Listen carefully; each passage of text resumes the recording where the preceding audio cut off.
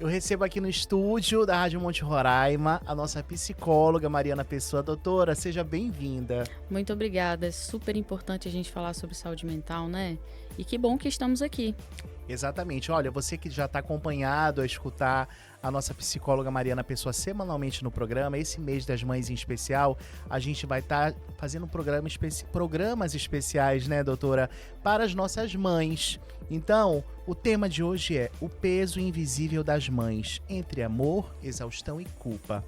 Doutora, a gente já começa perguntando como é que a gente pode definir o peso invisível que as mães carregam. Hélio, o peso invisível, esse peso invisível que toda mãe carrega, é tudo aquilo que não é verbalizado, porque muitas vezes essas mães, elas não têm a consciência desse peso, mas ele é carregado. Então, muitas vezes, o que não é verbalizado é justamente esse peso invisível, que muitas vezes está invisível em palavras para essa mãe e, consequentemente, para todas as outras pessoas, né? Tem um conceito muito interessante da Emma Clit, que ela fala sobre o que não é pedido. Então, veja, para que a gente peça alguma coisa, a gente precisa ter consciência. Quando a gente não tem, como é que a gente pede? Então, se a gente for fazer uma correlação entre as crianças, quando elas não têm maturidade, elas não falam. A partir do momento que elas começam a amadurecer, é que elas começam a verbalizar.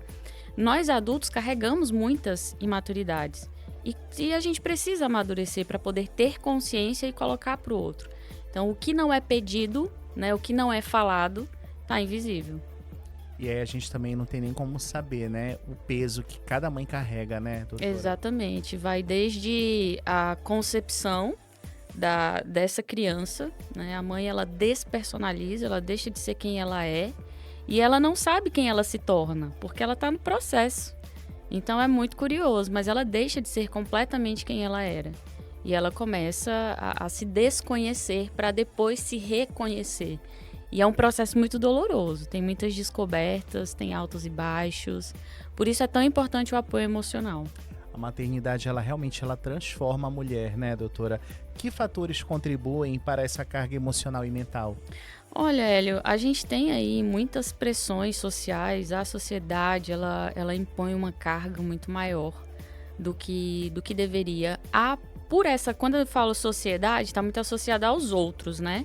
Só que nós fazemos parte dessa sociedade, então nós carregamos dentro de nós mesmos várias coisas, dentre elas a centralização da coisa do poder familiar. Então, tem numa revista brasileira que fala sobre a pediatria, que fala sobre a maternidade.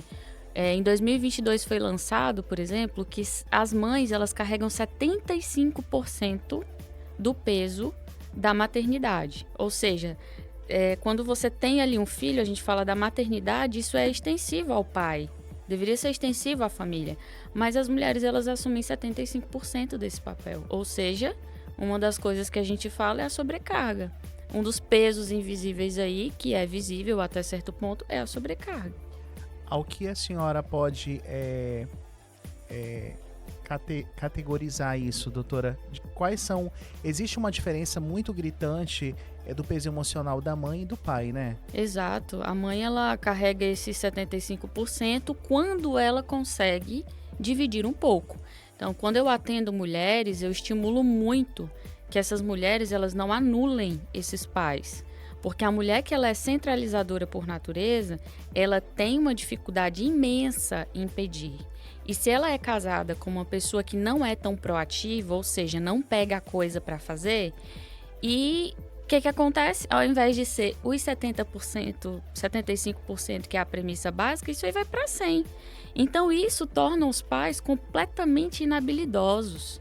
Tem mulheres que abrem a boca para dizer assim: meu marido nunca trocou uma fralda do ciclano. Meu marido nunca passou uma noite em claro. Como se isso fosse bonito. Porque nós carregamos isso, né? A mãe... porque o que é ser uma mãe de verdade? A mãe de verdade é a que abandona tudo e fica ali sobre os cuidados do filho? À mercê só dos cuidados dos filhos a vida toda durante quanto tempo? Isso é uma mãe de verdade? Então quer dizer que todas as outras não são?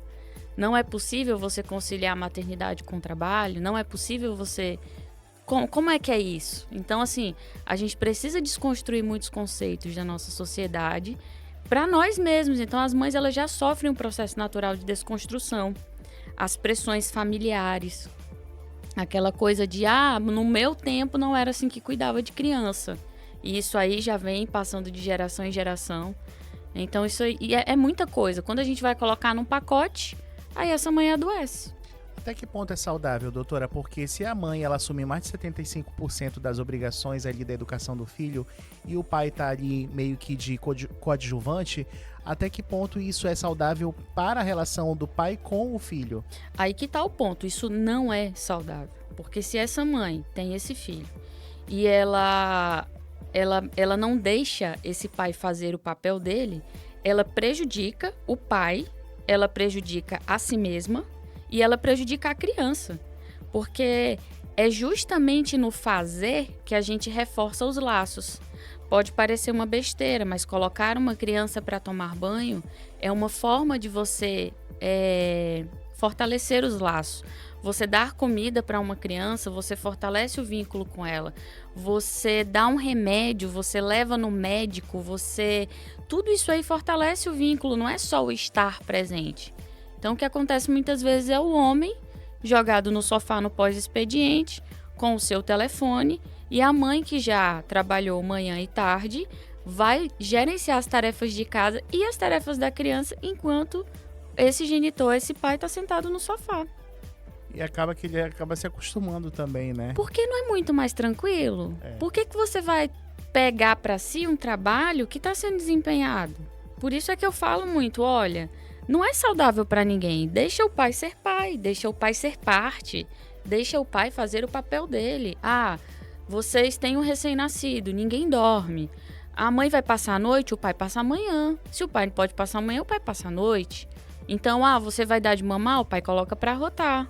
Você trocou uma fralda, bota pro pai trocar outra. Divisão das tarefas, né, doutora? Porque se Deus o livre, essa mãe some subitamente, né? Morre, não sei, acontece alguma coisa. Quem é que vai cuidar dessa criança? Então, assim, vê que quando a gente não deixa a pessoa fazer, se ela não é proativa, ela não vai pegar para ela. Então, ela não vai saber fazer. Então, num caso de adoecimento, que a mãe adoece também, e aí, como é que os cuidados do filho ficam? Vão ficar negligenciados, porque um pai ele não se torna pai da noite pro dia. Vê que a mãe, ela tem ali 9 meses para se preparar para, e quando nasce ela não está preparada. E esse pai faz como? Não faz, pelo visto. Você entende? Então, assim, muitas vezes a gente tem que dizer, olha, tá aqui, Pega é nosso, que o filho é teu, né? Pegue que o filho é seu também. Exatamente. Não é só meu. Doutora, e aí dessa relação, a gente sabe que muitas mães sentem que precisam ser perfeitas, né? De onde vem essa pressão toda? Primeiro dela mesma, assim, a sociedade, nós enquanto sociedade, a gente nasce com isso, né? Nossas mães nos criaram de uma forma e a gente se sente na obrigação de fazer o mesmo e melhor do que já foi feito, né? E a gente precisa desconstruir essa coisa do perfeito, porque o perfeito ele não existe. É uma ideia extremamente mirabolante, nada razoável, é completamente surreal você se exigir uma perfeição. Então, assim, você tem que olhar para o seu coração e entender quais são as suas intenções. Você vai errar enquanto mãe, seu filho vai errar enquanto filho, e essa admissão de erros ela é muito natural. Porque é a partir disso que as pessoas elas melhoram, né? Eu errei. Qual era a minha intenção? Era errar? Não. Então, beleza, vamos nos perdoar e passar para a próxima etapa. E aí a gente entra em um fator de exaustão, né? Saúde mental, principalmente. Essa mãe tão sobrecarregada, né? Com às vezes até a tripla jornada, porque é uma mãe que trabalha, é uma mãe que tem outros afazeres, que quando chega em casa ainda tem que cuidar de filho, ainda tem que alimentar, ainda tem que educar, né? Ainda tem que colocar pra dormir. Então... E ser esposa, né? E ser esposa. E o marido ainda cobra isso dela. Óbvio. Porque você foi colocar nosso filho pra dormir e dormiu junto, significa que você não me quer, você está me rejeitando. Exato. Você já pensou que loucura é tudo muita isso? Pressão, né, doutora? Como é que a sobrecarga materna, ela pode afetar a saúde mental dessa mulher? Afeta diretamente. Primeiro que, como eu tô falando, já é uma certeza. Essa mulher ela vai se afetar. Desde a hora que ela engravidar, ela vai estar afetada. Até o momento em que ela tem e que ela continua criando essa criança. Ela está comprometida. Tudo que ela faz vai definir e vai ser decisivo em relação ao grau em que ela vai ser afetada. Então, se ela é uma mãe muito centralizadora, vai se afetar mais. Se ela tem ali uma predisposição genética a ter quadro de depressão e ansiedade, ela vai ficar ainda mais vulnerável. Se ela é uma pessoa que ela não consegue dividir os cuidados ali com a criança, ela vai estar ainda mais vulnerável. Se é uma pessoa que trabalha, cuida da casa, não pede ajuda para ninguém, ainda mais vulnerável. Então é muito da forma que ela olha para essa maternidade, o quanto ela está disposta a desconstruir, o quanto ela está disposta a construir e como é o relacionamento com esse parceiro também. Afeta muito. A gente fala muito hoje de rede de apoio. Rede de apoio.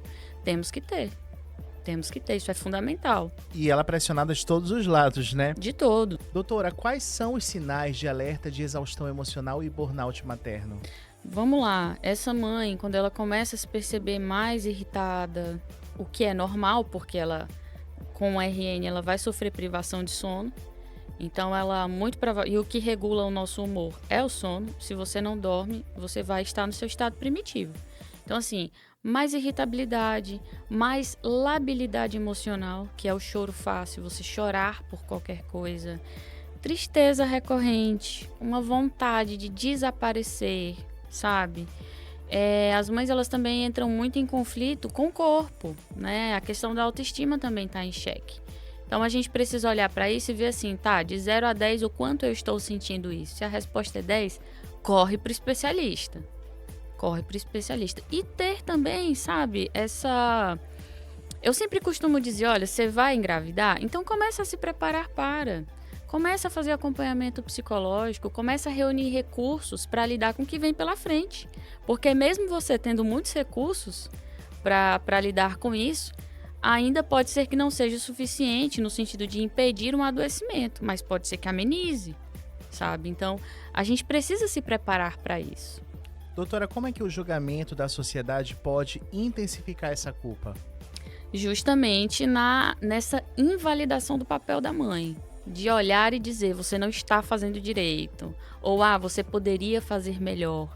Como assim você vai trabalhar? Se não bastasse ela já se Exato. Fragelar emocionalmente, ainda vem todo mundo e ainda taca a pedra. Exatamente, como se nada fosse o suficiente. Então ela já tem a ideia de que, nada é suficiente. Quando vem uma pessoa de fora e diz isso se materializa para ela, né? Então nada do que eu faço é o suficiente.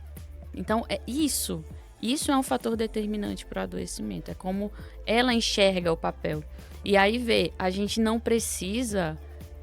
hoje isso tem sido muito falado sobre a romantização da maternidade. Não deve ser um inferno, mas também ninguém deve pregar que é o céu. Então a gente precisa olhar, cada pessoa tem a sua experiência. Não adianta dizer que a experiência da coleguinha vai servir para você, porque não vai, muito menos a da sua avó e a da sua mãe. Então, se desculpe quanto a isso e viva o seu processo. Muita gente vai meter o dedo, mas entenda que você está fazendo o melhor que você pode com aquilo que você tem. E eu faço um exercício com as minhas pacientes de olhar para a intenção. Qual é a sua intenção? Beleza, você se excedeu com seu filho hoje, você gritou, você não deveria ter gritado, mas me diz uma coisa, qual era a intenção do seu coração? A intenção é que ele parasse de gritar. Então tudo bem, você queria machucar? Foi intencional? Você queria agredir verbalmente? Não, então você tem que se perdoar. Porque você vai errar. Você não vai errar com o vizinho que mora lá na esquina, porque essa pessoa não está no teu convívio, tu vai errar com os teus. E com o teu filho principalmente. Porque é uma relação direta, simbiótica. Então você vai errar, e vai errar muito, mas você precisa se perdoar. Porque senão você fica carregando um monte de culpa e passando a mão na cabeça do ser humano imaturo. E aí o que ele vai fazer? Pintar e bordar em cima de você. Então a gente precisa gerenciar as nossas culpas. E quando a gente faz isso com o apoio, fica muito mais fácil. E a comparação entre outras mães, até que ponto é prejudicial? Ela se comparar com a mãe, com a colega? Sim, ó, tem algumas... Porque existe muito isso, né? Existe, olha. Pra ela, e a outra é perfeita, digamos Sim. assim, né? Ou pelo menos tenta. A depender, tem várias mães que elas se unem aí numa espécie de corrente de apoio em grupos de WhatsApp, né? A depender de como é que isso é para a pessoa, eu pergunto assim, você se sente ajudada participando desse grupo de WhatsApp? Ai, mais ou menos, porque fulana diz que o que eu fiz tal dia não foi legal, que ela faz diferente. Falei, meu amor, saia. Saia.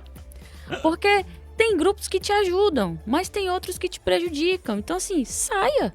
Saia, bloqueie, silencie, saia. Nós temos que ter esses recursos e entender que isso me ajuda? Não. Isso está me atrapalhando? Tá, saia. Não tem o que pensar. Ah, mas o que vão pensar? Problema de quem está pensando. Não tem que ser seu. Então, às vezes, isso por si só é um gatilho.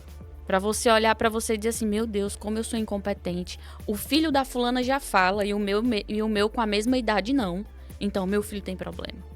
O que eu estou fazendo de errado? Existe essa comparação, né, Nossa, doutora? só o que existe é isso.